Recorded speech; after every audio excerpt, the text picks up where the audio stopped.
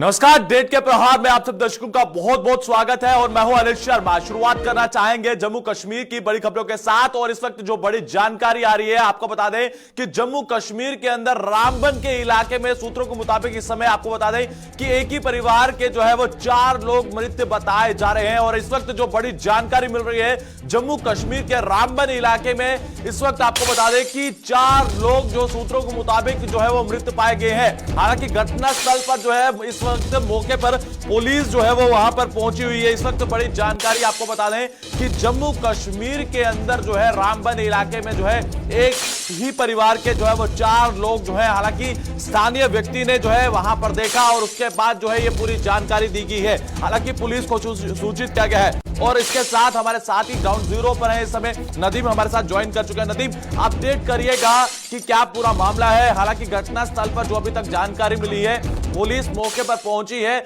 और एक ही परिवार के अभी तक जो जानकारी सूत्रों से मिल रही है कि 4 लोग जो है वो मृत पाए गए हैं। जी बिल्कुल अनिल, देखिए मैं आपको एक चीज बता दूं, बलिहोत जो एरिया है डिस्ट्रिक्ट रामबन का, वहां से जो आज एक खबर निकल कर आ रही है, ये बताया जा रहा था कि इसमें 4 लोगों की डेड बॉडीज हैं। लेकिन अभी क्योंकि देखिए ये चीजें इनिशियल स्टेज पर है और इसमें काफी सारी चेंजिंग्स देखने को मिलेंगी और अभी जो इन्फॉर्मेशन आ रही है उसके मुताबिक ये बताया जा रहा है कि एक की हालत जो है बेहोश है, हो सकता है कि वो जिंदा है, लेकिन ये अभी अनऑफिशियल है, ऑफिशियली इसको कंफर्म नहीं किया गया है। और कुछ लोग जो वहां से गुजर रहे थे और जब उन्होंने देखा कि शायद डिकम्पोज हो गए डेड बॉडीज, क्या है कुछ इस तरह की जो इन्फॉर्मेशन मिल रही है, हालांकि ऑफिशियल कंफर्मेशन इससे बाकी है, लेकिन ये है कि एक घर है, बलिहोत के इलाके का घर है, जहां पे हम देख रहे हैं कि 4 डेड बॉडीज की जो फर्स्ट इनिशियल स्टेज पर प्राइमरी जो इन्फॉर्मेशन हम तक पहुंची थी, फर्स्ट हैंड इन्फॉर्मेशन, उसके अकॉर्डिंग 4 लोग एक घर में थे। हालांकि ऑफिशियल जब, क्योंकि अब जो भी मेडिकल जो फॉर्मेलिटीज है वो जब हॉस्टल आया जाएगा उसके बाद ही डॉक्टर्स डिक्लेयर करेंगे कि किस तरह है। लेकिन कहीं ना कहीं दिनों से जब इन लोगों की मूवमेंट गांव के अंदर नहीं देखी गई और उसके बाद इन चीजों को कंफर्म किया। हालांकि पुलिस और जो रेस्क्यू टीम्स है वो अभी स्पॉट की तरफ जा रही है। काफी दूर का इलाका है, रोड कनेक्टिविटी इतनी ज्यादा है नहीं, 1.5-2 घंटे का आपको पैदल सफर तय करके वहां पहुंचना है, तो काफी टफ भी है और स्नो बाउंड एरिया है। लेकिन इस वक्त की जो बड़ी अपडेट यही आ रही है कि बलिहोत का इलाका है जहां पर एक घर के अंदर कुछ डेड बॉडीज है, जिसमें से पहले तो ये बताया जा रहा था 4 डेड बॉडीज, लेकिन अब बताया जा रहा है कि एक जो है वहां पे बेहोशी की हालत में। लेकिन अब पुलिस वहां पहुंचेगी और जो डॉक्टर्स की टीम डिक्लेयर करेगी वो फाइनल होगा। अभी इनिशियल स्टेज पे इस चीज में काफी सारी चेंजेस देखने को मिल रही है। जी अनिल। नदीम, क्या लग रहा है कि हालांकि इस पर स्पष्ट अभी जो है वो ऑफिशियल स्टेटमेंट नहीं आ रही है, हालांकि यही अभी तक बताया जा रहा है कि सूत्रों के मुताबिक जो अभी आप भी बता रहे हैं कि एक व्यक्ति जो है वो बेसुध हालत में अभी बताया जा रहा है। क्या लग रहा है कि क्या कुछ पूरे सर्कमस्टांसेस रहे होंगे, क्या कुछ स्थितियां रही होंगी जब आप बता रहे हैं कि वहां के स्थानीय लोगों ने देखा और उसके बाद ये पुलिस को सूचित किया गया है और काफी हिली एरिया आप बता रहे हैं और लगभग 1 से 1.5 घंटे का रास्ता ये पूरा तय कर जाना है। क्या लग रहा है कि ये कोई इसके पीछे कोई बड़ी साजिश हो सकती है? हालांकि ये तो इसके बाद जो है पुलिस स्टेटमेंट देगी। जी बिल्कुल, देखिए अनिल, मैं आपको एक चीज बता दूं, क्योंकि अभी तो फिलहाल स्पॉट की तरफ सभी लोगों की यही तरजीह है, प्रायोरिटी इसी चीज को दी जा रही है, प्रेफर किया जा रहा है कि स्पॉट पे पहुंचे और वहां जो लोग हैं उन्हें वहां से निकाला जाए। अब कॉज ऑफ दी डेथ क्या है, इस तमाम के पीछे का क्या वजह है, वो अभी किसी को पता नहीं है। हालांकि वो तो जब रिपोर्ट दर्ज होगी उसके बाद इंक्वायरी होगी, जो भी मेडिकल जो फॉर्मेलिटीज है वो पूरी होने के बाद ही ये काफी लंबी जो है इंक्वायरी चलेगी और उसके बाद ये चीजें सामने आएंगी। लेकिन फिलहाल जो अपडेट यही है कि एक घर के अंदर डेड बॉडीज मिली हैं, क्योंकि देखिए अब घर बंद था, जब घर को खोला जाएगा फिर तमाम चीजें बाहर निकलेंगी। नदीम, क्या लग रहा है कि जब आस पड़ोस के लोग जो थे, क्या उनको जब इस तरह की कोई भनक नहीं लग पाई कि ये पूरा परिवार जो है क्या घर पर था या नहीं था, इसकी जानकारी जो आस पड़ोस के लोग थे उनको? जी अनिल, देखिए मैं आपको एक चीज बता दूं, क्योंकि ऐसा भी रहता है कि जब आप हिल एरिया में रहते हैं और बर्फ आपके पास 1.5-2 फुट हो तो लोग अपने घरों से बाहर निकलने में परहेज करते हैं। क्योंकि आप देखिए पिछले दिनों ही जो स्नो अवलांच की वार्निंग जारी की गई थी डिस्ट्रिक्ट रामबन के अंदर, और यही वजह है कि लोग अपने घरों से बाहर नहीं, स्टॉक जो उनके पास अवेलेबल होता है, जब पता है कि मौसम खराब होने वाला है, बर्फबारी होगी, खाने पीने की तमाम चीजें घरों के अंदर जो है रखी जाती हैं, पहले से एडवांस में पहुंचाई जाती है। और जब ज्यादा देर तक मौसम साफ हो जाए और बर्फ कम हो जाए तो फिर भी अगर लोगों की मूवमेंट देखने को न मिले तो फिर जरूर गौर फिक्र किया जाता है। लेकिन फिलहाल अभी ये तमाम चीजें इनिशियल स्टेज पर ही है। इन तमाम चीजों में चेंजिंग आ सकती है कि इन्फॉर्मेशन किस तरह से बाहर निकली, पुलिस को इन्फॉर्म किया गया, फिर ये तमाम चीजें अभी कहना कबल हो वक्त होगा। लेकिन अपडेट ये है कि एक घर के अंदर 4 लोगों की डेड बॉडीज जो बताई जा रही थी, और उसमें ये कहा जा रहा है कि अभी शायद एक जो है शख्स इसमें बेहोशी की हालत में।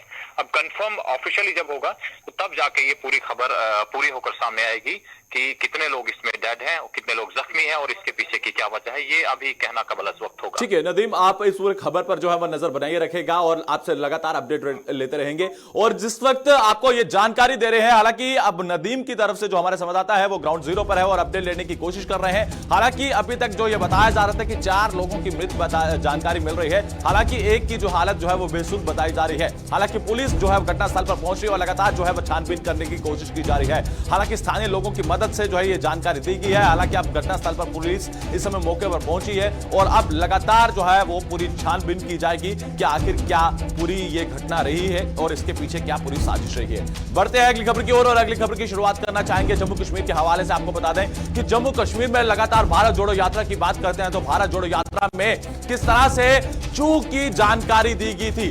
राहुल गांधी ने लगभग कल 2:30 बजे प्रेस कॉन्फ्रेंस की और यह कहा कि यात्रा को मैं जारी नहीं करूंगा और इसके बाद से लगातार यह विवाद शुरू हो चुका है। अवंतीपुरा से कड़ी सुरक्षा के बीच जो है आज भारत जोड़ो यात्रा को शुरुआत किया गया, जिसमें जम्मू कश्मीर की पूर्व मुख्यमंत्री महबूबा मुफ्ती और उनके साथ उनकी बेटी इल्तिजा जो है वो भी इस भारत जोड़ो यात्रा का हिस्सा बनी। जिसके साथ साथ जो है इस वक्त जो बड़ी जानकारी मिल रही है और अपने दर्शकों को अपडेट कर रहे हैं कि भारत जोड़ो यात्रा में आज जम्मू कश्मीर की पूर्व मुख्यमंत्री महबूबा मुफ्ती भी शामिल हुई है और उसके साथ साथ उनकी बेटी जो है वो भी आज जो है भारत जोड़ो यात्रा का हिस्सा बनी है। मगर आपको बता दें कि कल राहुल गांधी ने कहा था कि भारत जोड़ो यात्रा के अंदर जो है वो सिक्योरिटी लैप्स हुए हैं और इसके साथ उन्होंने पत्रकारों को संबोधित करते हुए सरकार पर और इसके साथ साथ सिक्योरिटी फोर्सेस पर सवाल उठाए। उन्होंने यह कहा कि भारत में जो है और इसके साथ साथ जम्मू कश्मीर में जो है वो सही तरीके के साथ जो है वो सुरक्षा प्रदान नहीं हो पाई,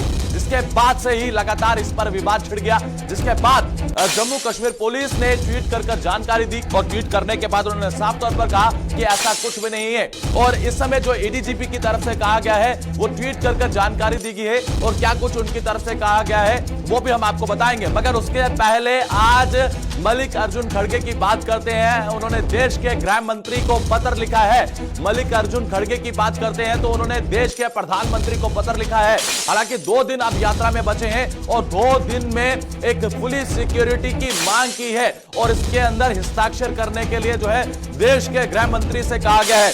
और इस वक्त हमारे साथ भारतीय जनता पार्टी के इस समय अभिजीत जसरोटिया जी जो है वो ज्वाइन कर चुके हैं और सीनियर नेता है। अभिजीत जी आपका बहुत बहुत स्वागत है ज्वाइन करने के लिए। इस वक्त देश के गृह मंत्री को जो है वो पत्र लिखा गया है और कल से ही जो इस समय राजनीति हम देख रहे हैं इस पर जो है सुरक्षा को लेकर फिर से एक बार कांग्रेस ने राजनीति जो है इस पर शुरू की है।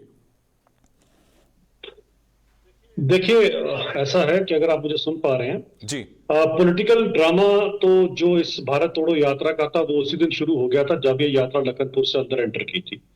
उसके बाद ही हम देख रहे हैं कि किस तरह से यहाँ पर जम्मू कश्मीर में खासकर जब कांग्रेस को उस तरह का यहाँ पर समर्थन नहीं मिला लोगों का जैसा कहीं बाकी जगह पर मिला होगा, क्योंकि जम्मू कश्मीर के लोगों ने जिस तरह की त्रासदी पिछले 40-50 सालों से कांग्रेस की वजह से सही है, यहाँ पर इनका किसी ने साथ नहीं दिया। और इसकी इन्होंने भी अनुमान नहीं लगाया था कि जब टनल क्रॉस करेंगे तो वहां पर गुपकार का पूरा कैडर इनका इंतजार कर रहा होगा, इसीलिए शायद इनसे भी चूक हो गई। और आगे जब पूरे का पूरा गुपकार मिलकर भी इतनी बड़ी भीड़ न जुटा पाया तो इन्होंने सारे का सारा ठीकरा जो है वो सिक्योरिटी फोर्सेस के ऊपर जो है वो मर दिया उसके अंदर। अब आप एक चीज को समझिए कि पहले तो इनके दिग्विजय सिंह जी हमारी भारतीय सेना का, हमारी वायु सेना का अपमान करते हैं। उसके बाद राहुल जी हमारी JNK की पुलिस, जिस पुलिस ने अपने प्राणों की शहादतें देकर हमारे को 30-40 साल इन टेररिस्टों से काफी हद तक बचाकर रखा, उनके ऊपर कटाक्ष कर देते हैं।